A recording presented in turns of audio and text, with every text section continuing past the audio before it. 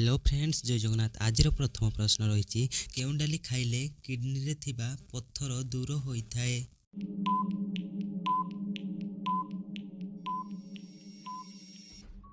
यार उत्तर हो कोलथ डाली। कोलथ डाली खाइबा द्वारा जहाँकि किडनी रे थिबा पत्थर दूर होइथाए। परवर्ती प्रश्न, विश्वर केउं देश जी सर्वप्रथम पुस्तक आविष्कार करिथिला।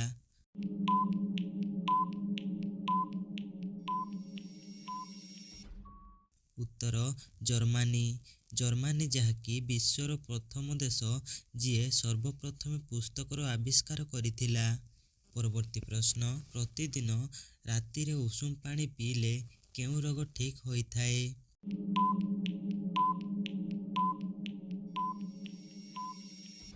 उत्तर थाइरॉइड। प्रतिदिन राति रे उषुम पानी पीवा द्वारा जहाँकि थाइरॉइड रोग ठीक होइथाए। परवर्ती प्रश्न, सारू खाइबा द्वारा केउं मारात्मक रोग ठीक होइथाए।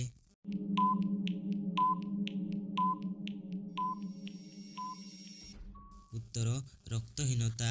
सारू खाइबा द्वारा जहाँकि रक्तहीनता रोग ठीक होइथाए। परवर्ती प्रश्न, बारंबार शोष लागिबा केउं रोगर लक्षण अटे। प्रश्नटी आउथरे करि रखुछि, बारंबार शोष लागिबा केउं रोगर लक्षण।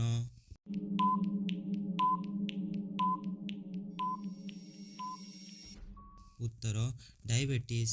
बारंबार शोष लागिबा डायबिटीज रोगर लक्षण। परवर्ती प्रश्न, अंडा सहित लेंबू खाइले केउं रोग दूर होइथाए।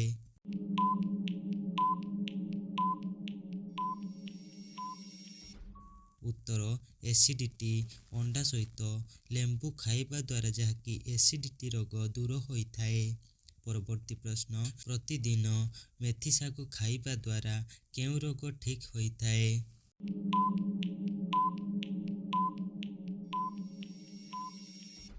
उत्तर आंठुगंठी समस्या। प्रतिदिन मेथी शाग खाइबा द्वारा आंठुगंठी समस्या दूर होइथाए।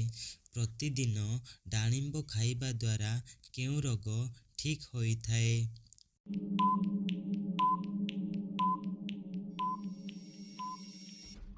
उत्तर रक्तहीनता।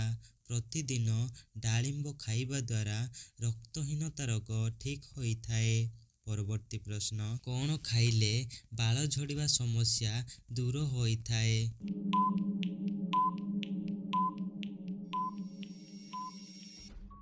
उत्तर पालंग शाग। पालंग शाग खाइबा द्वारा जहाँकि बाल झड़िबा समस्या दूर होइथाए। परवर्ती प्रश्न, भात खाइबा संगे संगे पानी पीले केउं रोग होइथाए। प्रश्नटी आउथरे कहि रखुछि, भात खाइबा संगे संगे पानी पीले केउं रोग होइथाए।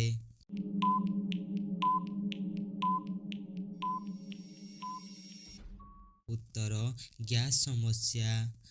भात खाइबा संगे संगे पानी पीले जहाँकि गैस समस्या होइथाए।